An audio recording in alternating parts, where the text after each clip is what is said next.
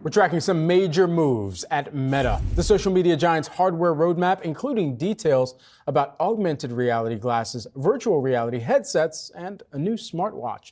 All leaked in a presentation seen by The Verge. Here to get you up to speed, we've got Yahoo Finance's Dan Howley. Dan, what do we know about this?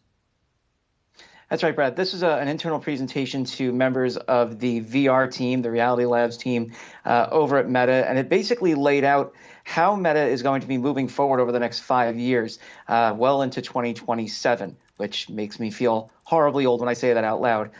Basically, what they're going to be doing is rolling out a new version of their Oculus headset. Right now, we're at the Oculus 2. They're going to be rolling out a version called the Oculus 3 that's expected to be or offer some of the features of the Oculus Pro, that $1,000 plus headset that debuted to middling reviews late last year.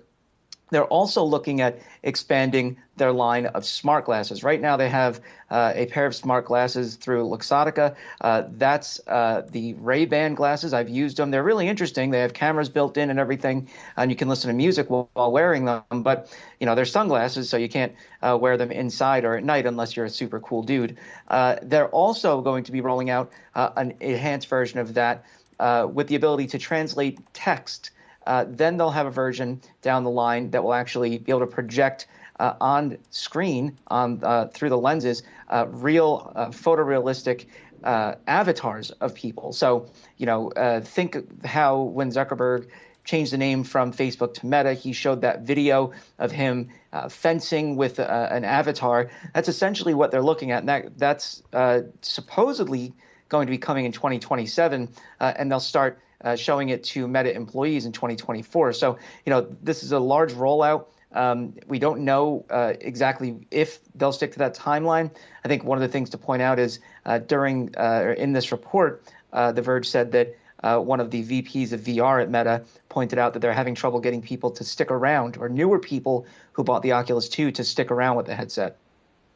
And Dan, speaking of sort of the next new thing that maybe isn't living up to the hype, I don't know, you tell me. You're tracking the interest and hype surrounding chatbots and AI technology.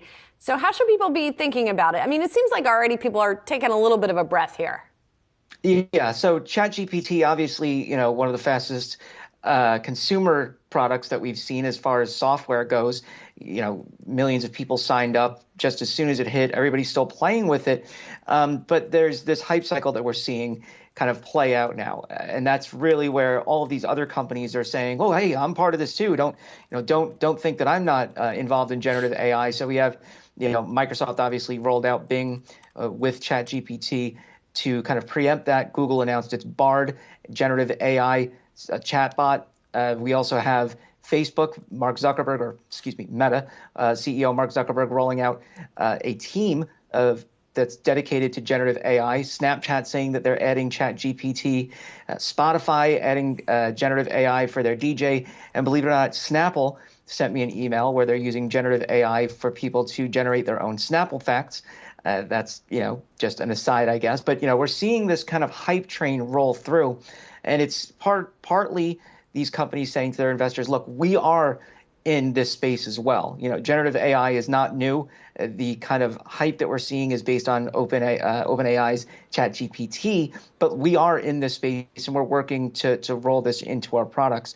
The negative is if people start using these products, since we're still, you know, relatively early in the way they interact with general consumers, that they leave a sour taste in consumers' mouth. And that would be, you know, the kind of hallucinations they call it, where some of these chatbots just make things up, or, you know, you have negative interactions. Microsoft obviously dealing with that. They're changing some of the capabilities of their Bing chatbot. And so, you know, that though could push people away and make them kind of wary about using chatbots in the future. But, you know, this doesn't seem to be similar to NFTs or the talk about Web3 or metaverse. This seems to be a technology that really has practical applications, but it's just the hype cycle that we're seeing. And, you know, obviously big tech just kind of saying, me too, I'm involved as well.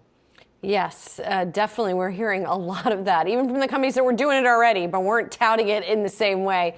Dan Howley, thanks as always for tracking all this AI and metaverse stuff for us, for that matter. Appreciate it.